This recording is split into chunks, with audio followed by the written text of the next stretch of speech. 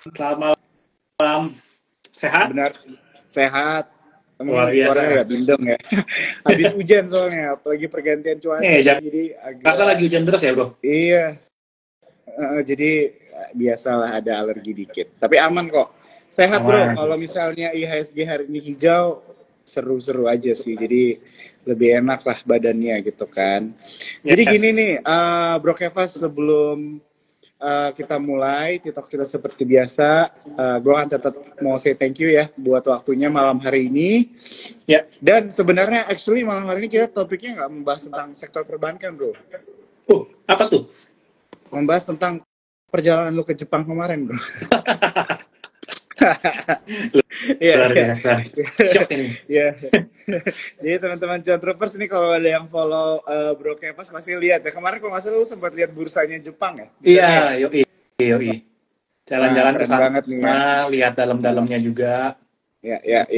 Jadi teman-teman John Troopers atau mungkin para penonton IG Live yang belum pernah ikut gitu ya, diskusi bersama Bro Kevas. Jadi Bro Kevas ini adalah salah satu influencer gitu ya di pasar modal dan tentunya juga punya pengalaman dan insight-insight menarik nih buat kita malam hari ini untuk membahas specifically mengenai sektor perbankan lah ya bro ya, prospeknya. Karena kalau yang gue dengar beberapa hari atau mungkin minggu ke belakang ada yang bilang beli perbankan karena harganya lagi diskon, tapi ada yang bilang perbankan harganya masih terlalu mahal. Tapi ada yang udah mulai bilang juga kayaknya suku bunga acuan nggak naik lagi, jadi kayaknya akan ada mini window dressing yang bisa jadi opportunity. Nah, semua ini akan jadi pertanyaan nih pastinya kan, nanti dijawab mungkin nantilah ya.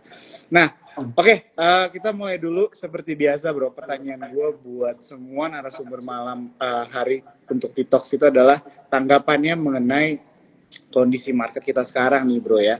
Kalau misalnya kita lihat kan IHSG itu hari ini naik ya 0,075, selama 1 minggu ini 5 hari ke belakang naik 0,54%.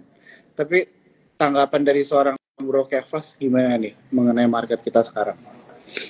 Ya, tanggapan gue setelah panjang tahun 2023 ini, kalau teman-teman ada yang pernah dengar, mungkin gue akan mengulang lagi. Tapi menurut gue, pandangan gue masih tidak berubah sih tentang market IHSG. Dimana gue melihat bahwa IHSG ini tidak lagi mencerminkan keseluruhan harga saham. Ya, jadi memang market sideways dengan rentang yang cukup besar, tapi pergerakan tiap sektor, tiap saham, tiap karakter saham itu beda-beda. Ya, biasanya dulu IHSG selalu didrive oleh perbankan Big Four gitu ya. Kemudian ada Astra, Telkom yang besar-besar. Tapi sekarang sudah mulai banyak ya, misalnya kita tahu banyak IPO yang tiba-tiba menjadi market cap nomor 2, ada brand ya dengan grupnya seperti TPIA, BRPT, ya Cuan. Ini saham yang satu sektor sendiri atau satu kategori sendiri, kategorinya Pak Prajogo Pangestu. Ini bobot ke market cukup besar sekarang ya. Jadi kalau mereka lagi naik banyak itu bisa mempengaruhi pergerakan IHSG. Belum lagi ditambah Goto. Ya. Nah, pergerakan antara Goto, kemudian grupnya Pak PP, kemudian Big Four, ini tuh beda-beda. Nah, sekarang IHSG lagi rally 1-2 minggu belakang, ya ini gua ngelihat hanya karena sekedar grupnya Pak PP itu memang lagi manggung saham-sahamnya. Ya memang ada lagi yang manggung, tapi memang ini yang cukup menggerakkan IHSG 1-2 minggu ke belakang, gitu. Oke. Thank you ya bro. Jadi kalau bisa dibilang nggak terlalu banyak berubah ya jawabannya dengan pendapat lo mengenai tanggapan dari market kita ya, mungkin dari beberapa minggu lalu begitu. Dan ini juga mungkin buat teman-teman yang baru mulai trading atau invest gitu kan, jadi mengerti juga nih istilahnya pergerakan IHSG itu memang kalau dilihat lebih mendetail itu ditopang sama beberapa saham besar begitu kan ya, bisa dibilang begitu ya bro ya. Jadi nggak mencerminkan langsung dengan semua sahamnya mayoritas juga, gitu. Semuanya mayoritas ya, betul. Oke, jadi ini mungkin bisa jadi bekal juga nih buat John Troopers ya, menganalisa berita begitu kan. Jadi nggak langsung apa ya, bisa dibilang kalau misalnya IHSG merah berarti sahamnya semua mayoritas merah gitu, nggak seperti itu juga begitu ya. Harus dilihat juga mana yang menopang lah ya, bisa dibilang begitu. Tapi kan saham-sahamnya udah dimention ya sama Bro Kevas. Oke, kalau misalnya mungkin kita serempet dikit Bro mengenai sentimen dulu deh sebelum kita masuk ke sektor perbankan. Kira-kira ada sentimen-sentimen apa aja nih yang perlu diperhatikan gitu kan? Lo udah keluar negeri juga nih. Gitu kan, mungkin kalau di sana lebih kerasa kali sentimen bursa Asia atau apa gitu kan. Jadi mungkin boleh di-share nih sama teman-teman contoh atau mungkin juga tentang suku bunga boleh nih, karena apa nyambung ya dengan sektor perbankan. Ya, I think belakangan ini sebenarnya nggak terlalu banyak yang heboh ya, kecuali mungkin sebenarnya tuh di bulan lalu Oktober tuh tiba-tiba Sunisenya tiba-tiba suku bunga Bank Indonesia dinaikin. Itu aja sih yang bikin heboh ya. Kalau yang 2 minggu, 3 minggu ke belakang, sebulan terakhir ini emang agak sepi sih sentimennya ya. Paling rilis laporan kuartal kinerja Q3, tapi nggak terlalu wow gimana-gimana sampai market rally. Dan kemudian mungkin juga pada nunggu wait and see pemilu ya. Baru mulai ada nama-nama resmi, baca pres dan baca wapresnya. Ya itu aja sih sebenarnya, nggak terlalu banyak sentimen. Dan ya mungkin kalau sekarang kita deket sama pemilu, belum ada yang benar-benar kayak menggebrak nih. Wah ini arahnya mau kemana, apa proyek besar yang mau dijalanin, apa sektor yang mau diserempet agak kurang menguntungkan, itu belum terlalu kelihatan gitu. Ya, jadi minim sentimen. Ya paling sentimen memang suku bunga yang cukup sebenarnya nggak terlalu bagus ya, karena suku bunganya naik. Artinya itu akan memperlambat laju pertumbuhan ekonomi sebenarnya kalau dinaikin gitu. Ya. Dan bulan lalu itu pas suku bunga naik itu memang kayak banyak analis yang kecelek gitu ya istilahnya ya, yang kayak nggak nyangka tiba-tiba naik, ternyata padahal diprediksi kayak udah bakal stuck gitu di atas, tapi ternyata malah naik. Ya hopefully udah nggak bakal naik lagi, jadi kalau nggak bakal naik lagi kita tinggal nunggu pivotnya dia turun. Kalau turun ya semoga ekonomi mulai bergairah lagi lah. Oke, sip.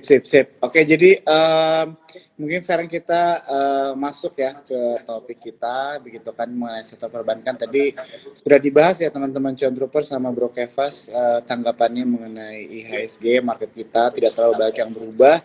Dan juga bisa dibilang sentimen itu sebenarnya mungkin masih bawaan sentimen-sentimen yang kemarin juga begitu kan. Jadi belum terlalu ada yang baru atau yang wow bagaimana begitu ya. Dan sekarang kita mau coba membahas tentang mungkin prospek dari sektor perbankan. Jadi gini bro, kan gue pertama kali investasi saham aja, kalau gue nanya saham selalu diarahkannya itu BBCA gitu kan. Jadi mungkin buat teman-teman Cuan Troopers nih mungkin banyak juga yang udah sering istilahnya nanya sama temennya atau sama orang, kayaknya paling safe itu udah invest di sektor perbankan begitu kan. Nah jadi mungkin pertanyaan dari gua gitu ya, mungkin mewakilkan juga dari beberapa teman-teman Cuan Troopers, tanggapan lu mengenai sektor perbankan itu dengan kondisi sekarang bagaimana? Iya. Sektornya aja dulu. Kita mulai dari sektornya. Sebenarnya sektor banking adalah memang sektor yang paling gampang untuk dipahami sebenarnya. Ya, buat pemula pun ini sebenarnya masih kategori beginner ya untuk saham perbankan, karena sebenarnya bisnis perbankan itu tidak serumit itu dan kita setiap hari hampir pasti menggunakan perbankan lah. Jadi kalau buat teman-teman yang pemula jangan takut belajar perbankan, karena ini bisnisnya cukup mudah dipahami. Dan kemudian kita beruntung di Indonesia, banknya itu bagus-bagus ya, buat kita yang tinggal di Indo itu sebenarnya bagus-bagus ya. Nah, perbankan tuh bisnis modelnya kan simpel ya, kita nabung di bank ya, kemudian bank menyalurkan kredit ya. Semakin banyak kredit yang disalurkan semakin bisa profit gitu ya, karena dari kredit yang diberikan dapat bunga ya, atau kalau yang syariah juga ada imbal hasil bagi hasil gitu ya. Nah, kemudian bebannya adalah ya operasional, kemudian bank memberikan bunga kepada si yang taruh duit di banknya ya, yang beli deposito, yang nabung ya. itu adalah cost atau biaya buat perbankan. Ya, jadi sebenarnya intinya cuma funding, ya, mengumpulkan pendanaan, dan lending, memberikan kredit. Ya. Nah, jadi sektor perbankan secara keseluruhan sebenarnya enak kalau negara itu berkembang. Ya. Contoh Indonesia negara berkembang. Untuk mau maju bergerak, salah satu pendorongnya harus biasanya dari lapangan pekerjaan, bisnisnya makin banyak. Ya, kalau bisnis makin banyak, makin berkembang, otomatis kredit yang dikucurkan juga makin banyak, gitu ya. Yeah. Kalau kredit yang dikucurkan makin banyak, bisnis makin profit, orang makin kaya, simpennya di bank lagi. Ya. Jadi enak sebenarnya di Indonesia itu kita negara berkembang sehingga bisnis perbankan itu benar-benar jalan kreditnya. Kemudian di Indonesia landscape-nya itu buat perbankan juga yang paling seksi di dunia. Ya. Kita tadi bahas ada kredit, ada funding. Ya. Ada lending, ada funding. Ya. Ada kredit, ada deposito. Nah, bank itu akan cuan kalau bunga kredit lebih tinggi daripada bunga deposito, kan gitu. Kan dia ngambil margin. Ya kan? Nah, di Indonesia margin perbankan itu yang paling tinggi di dunia. Ya, salah satu yang paling tinggi di dunia. Jadi beruntung buat Indonesia, bank-bank kita sektornya lagi bagus, bisnis modelnya simple, negara kita berkembang, jadi memang perbankan itu secara bisnis model, secara prospek di Indonesia tuh enak banget. Belum lagi nih, kalau di ngomongin prospek ya kita tahu Indonesia dibilang mau jadi generasi emas 2045, 100 tahun merdeka. Kita masuk top 5 katanya. Ya. Kalau masuk top 5, ya itu berarti negara akan makin besar, GDP makin besar, GDP itu kekayaannya, duitnya, nominalnya di Indonesia, otomatis duit itu kemana? Duit itu akan di bank sebenarnya. Ya berarti makin lama bank di Indonesia juga pasti akan makin gendut gitu. Jadi menatap Indonesia yang makin maju, ya bank itu semakin lama pelan-pelan semakin besar. Itu kurang lebih gambarannya dulu. Nanti kita lanjut buat lebih detail. Gimana, Bro? Oke, mantap ya. Jadi ini kita dapat insight ya dari Bro Kefas. Mungkin buat teman-teman yang baru belajar juga mengerti mengenai sektor perbankan atau enggak bisa dibilang bisnis operation dari perbankan itu seperti apa, begitulah ya. Jadi thank you ya Bro ya untuk penjelasannya. Oke, yang mau gue tanya juga kan mungkin ini ya, kalau beberapa hari lalu gue sempet tuh lihat kemarin ada beberapa bank digital juga naik tuh. Ya kan, ada kayak kalau nggak salah gue Amar, BBB, Arto ya. Nah, sebelum mungkin ngomongin mengenai pergerakan kenapa sahamnya naik atau kita ngomongin tentang harga saham lah ya. What do you think about bank digital gitu sekarang? Prospeknya gimana nih? Itu kan karena masuk perbankan juga kan, pasti teman-teman Cuan Troopers juga mungkin ada yang belum terlalu tahu kali ya, maksudnya perbedaannya itu bagaimana kalau dilihat dari kacamata lo nih sebagai investor atau trader. Oke. Kacamata gua terhadap bank digital, kemudian apakah bank digital itu akan bisa sebesar itu gitu ya. Jadi gini, gue punya kesimpulan yang gue simpulkan sendiri dalam dunia perbankan. Semakin lu besar, semakin lu gampang tumbuhnya. Nah, ini yang kebalikan sama industri lain. Kalau industri lain, karena lu udah besar, lu akan susah untuk tumbuhnya, ya kan? Sebut aja kayak Gudang Garam, Unilever, Astra, kan udah besar banget, ya. Untuk tumbuh itu sulit, oke? Tapi di perbankan itu agak beda. Ya, semakin lu besar, semakin lu gampang bertumbuh. Semakin lu kecil, semakin sulit. Kenapa? Karena basically orang nabung di bank, pinginnya ya yang di bank yang aman dong, di bank yang besar dong. Ya sebut aja BCA, BRI, Mandiri, BNI itu udah kayak gampang. Orang akan sangat mudah percaya. Dibilang daripada misalnya bank apa ya? Bank Mestika, Bank Ina. Mau nggak taruh duit di situ? Aduh, mau deh, tapi kasih bunga yang besar dong, ya kan? Iya. Otomatis bank kecil ini di apa ya? Diperes lah sama orang yang berduit. Jadi di bank kecil juga susah buat dapetin funding, akhirnya mereka harus kasih bunga deposito yang besar. Artinya apa? Kasih bunga deposito yang besar, artinya marginnya tadi makin kecil, makin nggak profit. Beda kita mau pinjam, kalau bisa BCA deh, ya kan? Kalau bisa pakai bank yang biasa kita simpan deh. Jadi itu teman-teman bisa lihat ya. Gampangnya ini, revenue growth atau net profit growth, ya, itu justru bank-bank top 4 itu malah lebih cepat dibandingin yang kecil. Ya. Jadi bank top 4 bank aja itu masih bisa double digit growth untuk revenue dan net profit, ya. Sekelas BCA, ya, itu masih bisa. Dan menurut gue akan masih bisa terus karena itu udah punya kekuatan di mana orang akan senang untuk nabung dan pinjam duit dari BCA, ya kan.